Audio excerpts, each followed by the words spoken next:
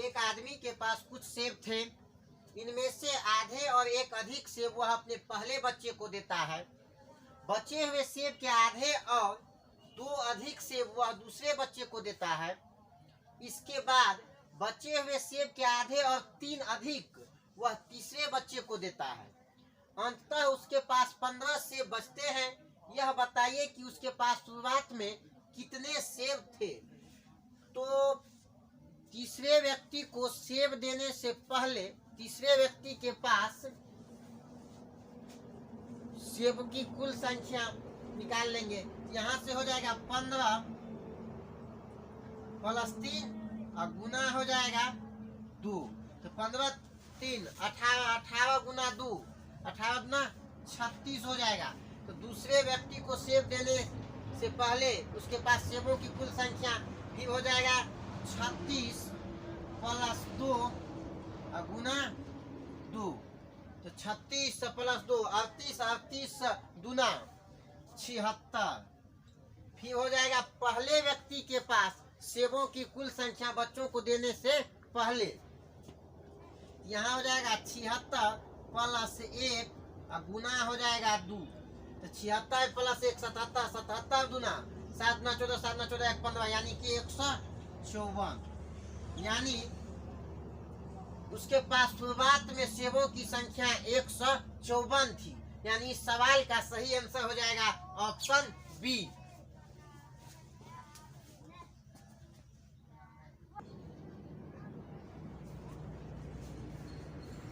किसी बैंक के मैनेजर के ट्रांसफर होने पर फेयरवेल पार्टी का आयोजन किया गया। प्रत्येक पुरुष कर्मचारी ने उतना चंदा दिया जितनी महिला कर्मचारी थी तथा प्रत्येक महिला कर्मचारी ने महिला कर्मचारी की संख्या का आधा चंदा दिया। यदि कुल कर्मचारी 60 थे तथा चंदा 1600 रुपया इकट्ठा हुआ तो बैंक में पुरुष कर्मचारियों की संख्या थी। मान लेंगे कि पुरुष कर्मचारियों की संख्या बराबर x है, तो महिला कर्मचारियों की संख्या हो जाएगा महिला कर्मचारियों की संख्या हो जाएगा 60 माइनस x, क्योंकि कुल कर्मचारी की संख्या है 60। तो अगर पुरुष को x माने तो महिला कर्मचारी की संख्या हो जाएगा 60 माइनस x। क्वेश्चन में कह रहा है कि जितना महिला की संख्या है उतना ने पुरुष चंदा दिया है। तो इसका पुरुष के द्वारा कितना चंदा इकट्ठा हुआ, x को 60 माइनस x से गुना करेंगे।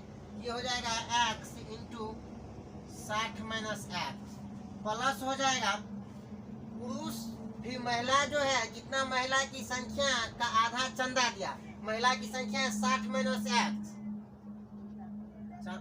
महिला की संख्या है 60 माइनस x। इसका चंदा जो है इसकी संख्या का आधा है, तो कुल चंदा कितना हो जाएगा 60 minus x into 60 minus x बटा 2।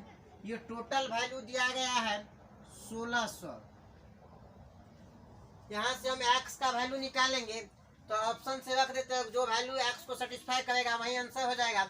अगर ऑप्शन ए रखते हैं यहाँ से तो ये हो जाएगा 20 गुना 40 800।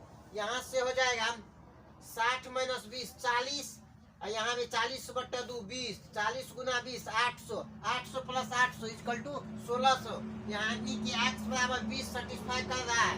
यहाँ पे लिखेंगे from option x equal to हो जाएगा 20। यानी इस पुरुष कर्मचारियों की संख्या है 20। इस सवाल का सही आंसर हुआ ऑप्शन ए।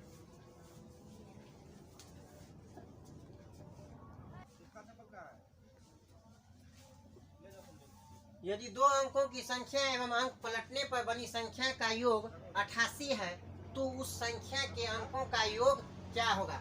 संख्याओं के अंकों का योगफल बराबर हो, उस संख्या के अंकों का योगफल बराबर होता है संख्याओं का योगफल बटा 11।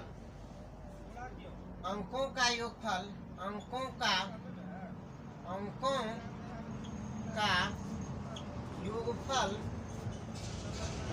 का योगफल इक्वल टू होता है संख्याओं का योगफल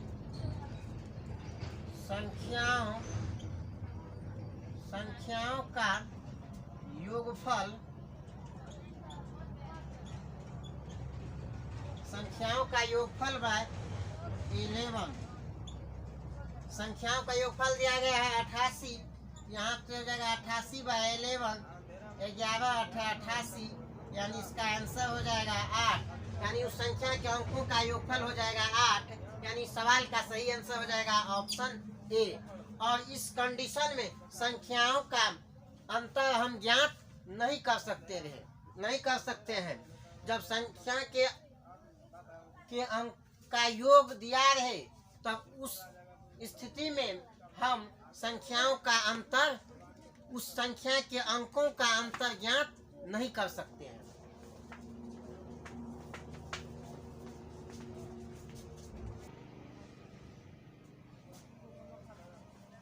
किसी दो अंकों की एक संख्या और अंकों के स्थान परिवर्तन से बनने वाली संख्या का अंतर 54 है। इस संख्या के दोनों अंकों का अंतर क्या होगा? संख्या के दोनों अंकों का अंतर बराबर होता है संख्याओं का अंतर बाय 9। यानी संख्या के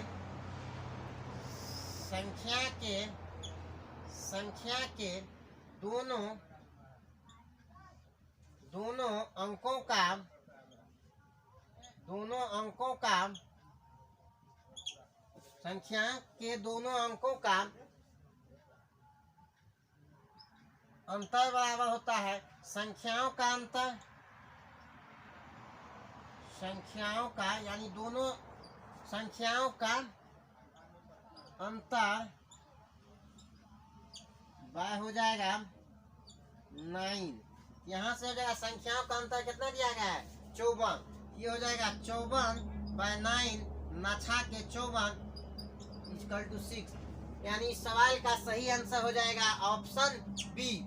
इस कंडीशन में यानी जब किसी संख्या का अंतर दिया रहे तो उस कंडीशन में दोनों के अंकों का योगफल हम ज्ञात नहीं कर सकते हैं। यानी इस संख्या का जब अंतर दिया रहे तो उस संख्या के दोनों अंकों का अंतर ज्ञात कर सकते हैं। अगर जब योगफल दिया रहे तो उस संख्या के दोनों अंकों का योगफल ज्ञात कर सकते हैं।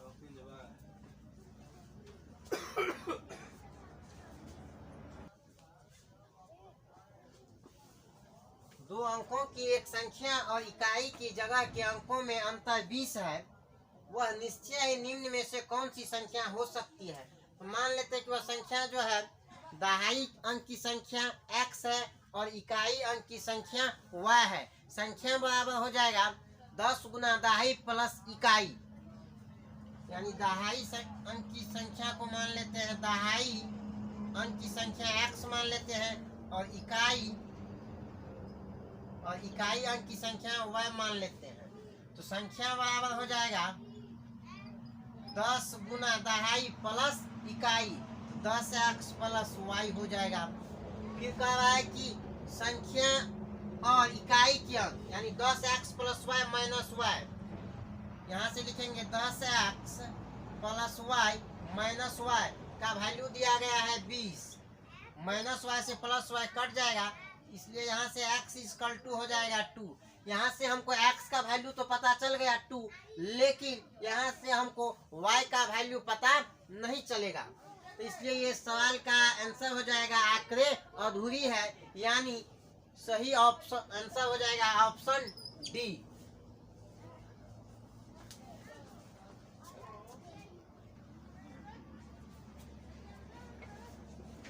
तीन क्रमागत विषम संख्याओं में से बीच वाली संख्या तथा तीन क्रमागत सम संख्याओं में से भी बीच वाली दोनों संख्याओं का अंतर 7 है। इन तीनों विषम संख्या और तीनों सम संख्याओं के योगों के बीच कितना अंतर है? मान लेते हैं तीन क्रमागत विषम संख्या, तो दो क्रमागत विषम संख्याओं का जो अंतर होता है वो 2 होता है, और दो क्रमागत सम संख्याओं का भी अंतर 2 होता है। जैसे 2 और 4, यहाँ अंतर 4 माइनस 2 2 हो जाएगा। 6 और 4, यहाँ भी 6 माइनस 4 अंतर 2 हो जाएगा। उसी तरह से दो क्रमागत विषम संख्याओं का भी अंतर 2 होता है। जैसे 1 और 3 का अंतर निकालेंगे 2 होगा, 5 और 3 का अंतर 2 होगा। तो यहाँ मान लेते हैं क्रमागत 3 क्रमागत विषम संख्या x, x प्लस 2 और x प्लस 4, और क्रमागत विषम संख्या ये मान लिए। और क्रमागत सम संख्या मान लेते हैं y, y प्लस 2 और y प्लस 4। इसमें कहा है जो दो ये विषम संख्या के जो 3 क्रमागत विषम संख्या जो है उसका बीच वाली संख्या और 3 क्रमागत जो सम संख्या है उनके बीच का संख्या, इस दोनों का जो अंतर दिया गया है 7। तो यानी इसमें से इसको घटाएंगे तो ये हो जाएगा, ये x plus 2 minus y minus 2 equal to 7 हो जाएगा। -2 से +2 कट जाएगा, यहाँ से हो गया x minus y equal to 7। इसको इक्वेशन 1 मान लेते हैं। फिर कह रहा है कि इन तीनों विषम संख्या और तीनों सम संख्या के योगों के बीच कितना का अंतर, यहाँ से इस तीनों का योग निकाल लेंगे। तीनों विषम संख्या का योग हो जाएगा x plus x plus x 3x plus 4 2 6 हो जाएगा, और तीनों विषम संख्या का योग हो जाएगा 3y प्लस 4 2 6। यहाँ भी हो गया 6। फिर इसमें से इसको घटा देंगे तो यहाँ से आ जाएगा ये +6 से -6 कट जाएगा, यहाँ से 3 कॉमन हो जाएगा और हो जाएगा x माइनस वाई, और x माइनस वाई का वैल्यू यहाँ से 7 आया है। ये हो जाएगा 3 × 7 यानी कि 21। यानी सवाल का सही आंसर हो जाएगा 21 नहीं है ऑप्शन में। इसका मतलब है कि इसका सही आंसर हो जाएगा, आंकड़े अधूरे हैं, ऑप्शन डी।